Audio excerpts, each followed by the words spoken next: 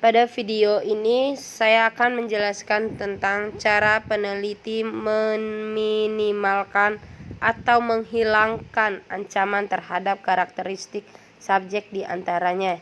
Yang pertama, randomisasi. Nah, yang dimaksud randomisasi adalah subjek dapat ditentukan secara random untuk berbagai kelompok yang terlibat dalam studi eksperimental. Peneliti dapat mengasumsikan bahwa kelompok setara. Ini adalah cara terbaik untuk memastikan bahwa pengaruh dari satu atau lebih variabel ekstra telah dikendalikan. Selanjutnya,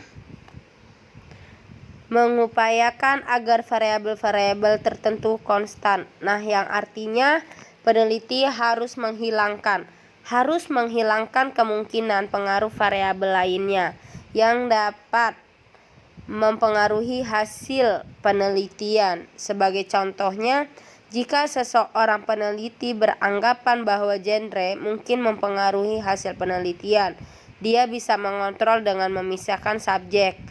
Nah, subjek penelitian untuk perempuan dan laki-laki agar tetap konstan. Jadi kita di sini nih harus memisahkan subjeknya, mana laki-laki, mana perempuan. Terus selanjutnya, memasukkan variabel ke dalam rancangan penelitian adalah kebalikan dari contoh sebelumnya. Jika penelitian akan menganalisis pengaruh genre, maka peneliti harus memasukkan perbedaan genre dalam rancangannya. Ada kelompok laki-laki dan ada kelompok perempuan.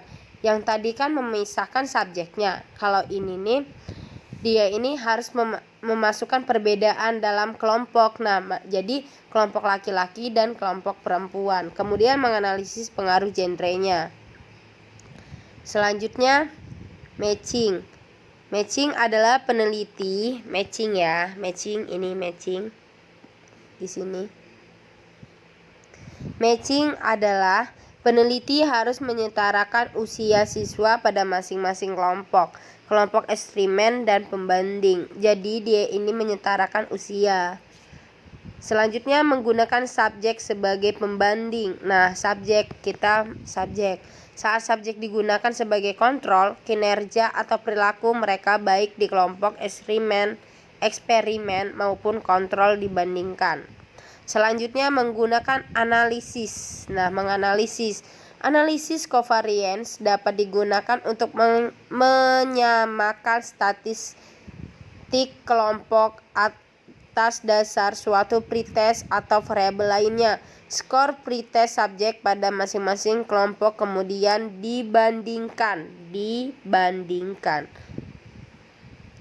Selanjutnya, rancangan kelompok dalam penelitian eksperimen. Oke.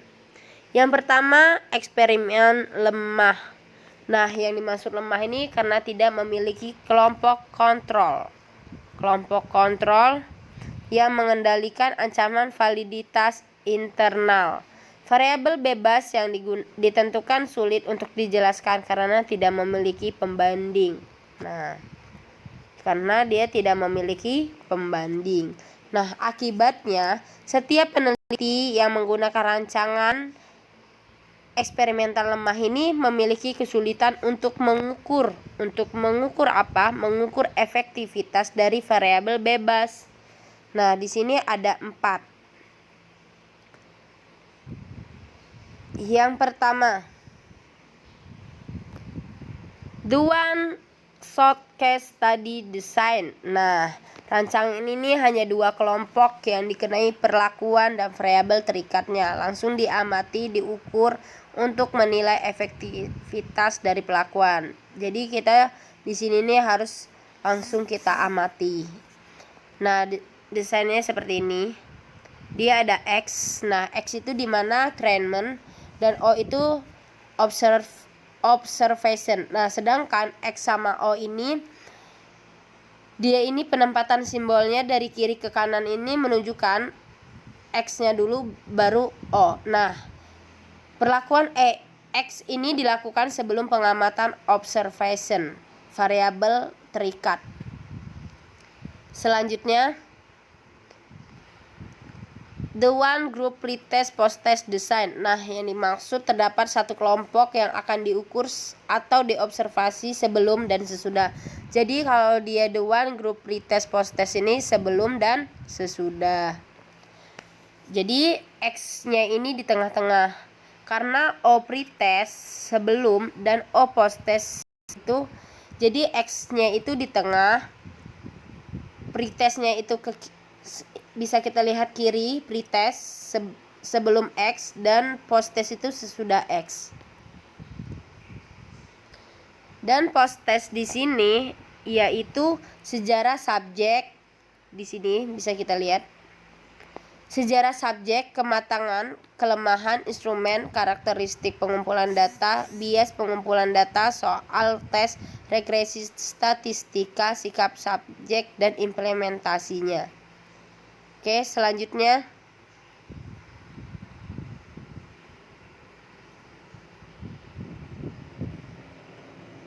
the static group comparison design. Nah, ini maksud dua kelompok, yaitu kelompok perlakuan. D ini ada perlakuan dan kontrol. Ada, bisa kita lihat diagramnya. Dan di sini ada garis putus-putus seperti ini. Nah, garis putus-putus menunjukkan bahwa keduanya kelompok yang dibandingkan sesungguhnya sudah terbentuk. Jadi, garis putus-putus ini menunjukkan kedua kelompok yang dibandingkan ini sesungguhnya sudah terbentuk. Sehingga tidak dilakukan randomisasi lagi. Selanjutnya, the static group pretest post-test design. Nah, di sini nih desain sebelumnya itu yaitu terdapat perbandingan pretest yang diberikan kepada kedua kelompok. Jadi kedua kelompok seperti ini diagramnya. Nah, dalam menganalisis data, nilai skor pretest dan skor post-test masing-masing individu perlu dianalisis peningkatannya, yang disebut analisis gain. Nah,